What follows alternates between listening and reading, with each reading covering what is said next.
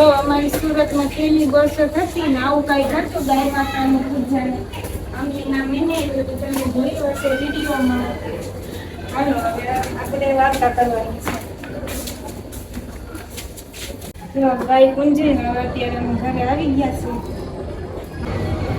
મિત્રો હું નાનો હતો ને ગામમાં હતો ને તે મને બધાય બોલાવતા કે હાલો કે વાર્તા કરી દે, પછી મને બુક આપે ને ત્યારે તો આપણે નાના ભણતા હોય એટલે વાંચતા આવડતું હોય એ બધી ફરતી ફરતી બાયો બેહી જતી, વૈસે હું બેહી જતો કે વાર્તા પૂરી થાય ને એટલે બધા મને સોખા કરી દે, એટલા બધા સોખા નાખે બોલો મારા ઉપર. અને ત્યારે વાર્તા એમ વાંચતો એ પછી કોઈ દી વાંચી નથી, પણ આજ હું વાંચીને બતાવું હાલો. તો મિત્રો ત્યારે અમે જે વાર્તા કરતા ને એ જો આ બુક જ હતી.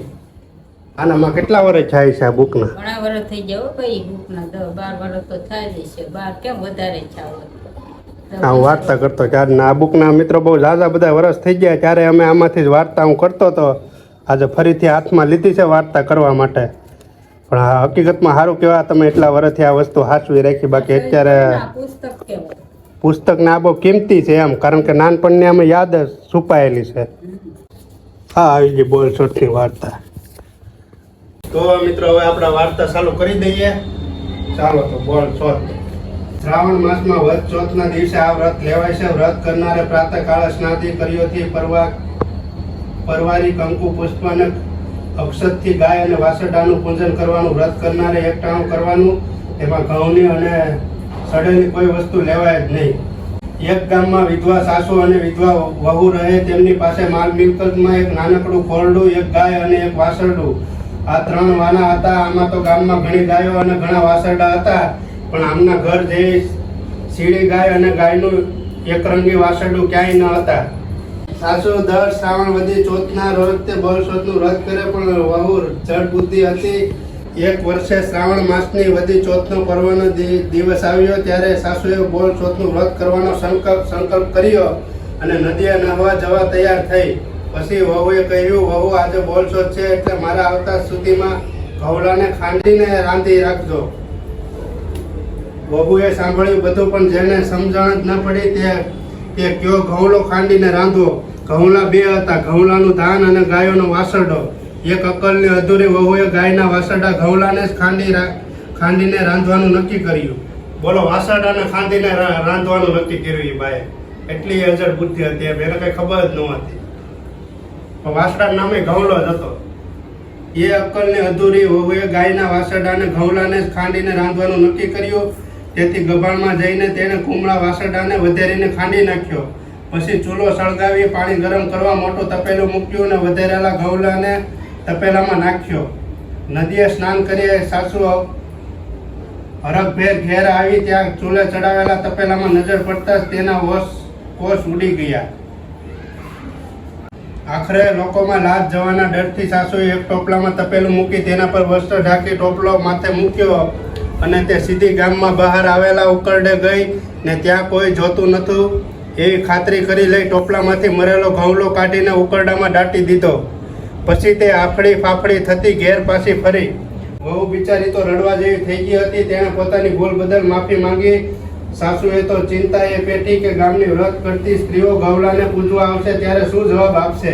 તેથી તે ઘરના કબાટ વાસી અંદર બેસી રહી. કેટલીક વારે ગામની સ્ત્રીઓ એકરંગી વાસરડાના પૂજન માટે તેમના ઘર આગળ આવી, પણ વાસરડો ન જોવાના આવતે તે ક્યાં છે તે જાણવા બંધ બારણા ખખડાવ્યા, પણ ઘરમાંથી કોઈ બોલ્યું નહીં. એટલે થાકીને તે પાછી જતી રહી.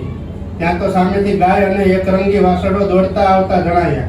આ તો દેવી ગાય હતી. તેના મનમાં થયું કે તેનો વાસરડો મરેલી હાલતમાં ઉકરડામાં દટાયેલો પડ્યો, એટલે કે ઉકરડે દોડી ગઈ અને જોરથી ઉકરડામાં શીંગડું માર્યું. તેવો જ અંદર સળવળાટ થતો માંડ્યો. બધી માટી અને કચરો દૂર થઈ ગયા અને વાસરડો ઘઉલો જીવતો જાગતો નીકળી ગામની આસપાસ ઠેકડા મારવા લાગ્યો. તેને લઈ ગાય પોતાના સ્થાને દોડી આવી. આજ તે વાસરડાની ડોકમાં ફૂલનો હાર જોઈએ, પણ તેને બદલે તૂટેલા આટલાનો કાટલો તેના ગળામાં ભરાયેલો હતો. તેથી તે બધી અચંબામાં પડી ગઈ. જ્યારે વાસરડો નજીક આવ્યો ત્યારે તેના ગળામાંથી કાટલો કાઢીને સ્ત્રીઓએ તેનું પૂજન કરવા માંડ્યું. ગાયની પણ પૂજા કરી અને ઘઉંડાને વચ્ચે રાખી ગાય માતાની ગરબી ગાવા માંડી. એક સાંભળીને ઘરમાં પુરાઈ બેઠેલા સાસુ વહુ અચરજ પામ્યા કે વાસરડો ઘઉંલો તો મરી ગયો છે. પણ મારા ઘરને આગળ ગરબી શાની ગવાય છે. વાસરડો નજીક આવ્યો ત્યારે સ્ત્રીએ તેનું પૂજન કર્યું. છે જરૂરી કઈ ચમત્કાર બન્યો છે એ વિચારી કમાન્ડ ઉઘાડી બધી સ્ત્રીઓ પાસે ગઈ અને ઘરમાં બનેલી બધી વાત કરી અને બોલ ચોથના વ્રતના પ્રભાવથી મરેલો ઘવલો જીવતો થયો છે એમ જણાવ્યું. એ દિવસથી ગામમાં બોલશોથ આ વ્રતનું મહિમા વધી ગયો છે. એ દિવસે વ્રત કરનાર દળતા ખાંડતા નહીં અને એ ગાય માતા જે તમને પૂજે તેમનું તમે કલ્યાણ કરજો.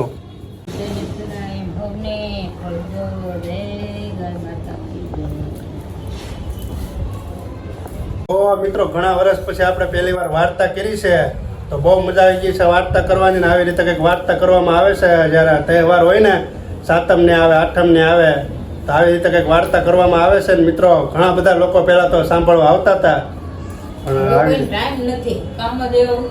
હવે કોઈને ટાઈમ નથી. ઘર ઘરના કરી નાખી વાર્તા.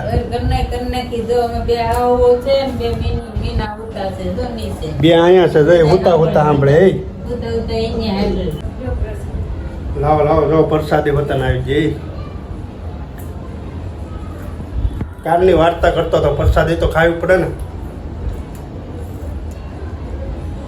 તો મિત્રો ફાઇનલી જમવાનો ટાઈમ થઈ ગયો છે અને આ જે મીંદડા છે ને, મીંદડા મિત્રો એ આખો દિહાડા હોવાનું જ કામ કરે છે. તમને જો અત્યારે હું તમને બતાવું. જો ખોખામાં બેઠી બેઠી જોવે લે. એક ઈ છે ને કાંઈ જરૂર ઈ પણ છે, જો એ બે છે.